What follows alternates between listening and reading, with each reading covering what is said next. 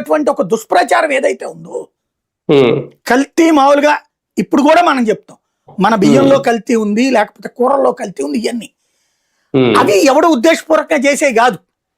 వాటిట్లో దొరికినప్పుడు పట్టుకుంటారు, నడుస్తుంటది. ఇప్పుడు హోటళ్లలో దొరికిన ఇవన్నీ ఏం చేస్తారు, కావాలని ఎవడన్నా చేస్తాడా?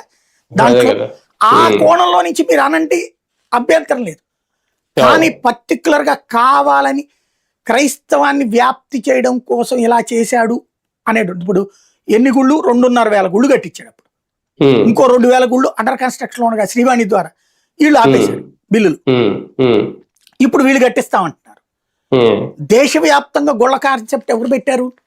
ఇంతకుముందు రాజశేఖర రెడ్డి ప్రారంభించాడా? అంతకుముందు ప్రారంభించారా? ఇవన్నీ ఏంటంటే తిరుమల అనేటటువంటిది కోట్లాది మంది సెంటిమెంట్ తో ముడిపడి ఉన్నది.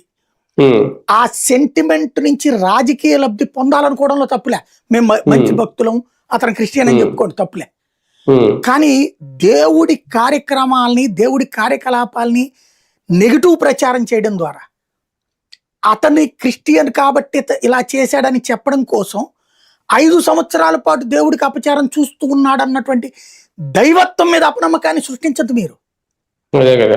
దేవుడికి సంబంధించినటువంటి విశ్వాసం మీద వీళ్ళు సృష్టించినంత అపనమ్మకం ఎవడు సృష్టించలేదు.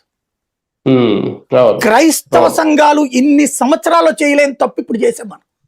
ముస్లిం సంఘాలు ఇన్ని సంవత్సరాలు చేయలేని తప్పు ఇప్పుడు మనం చేసాం.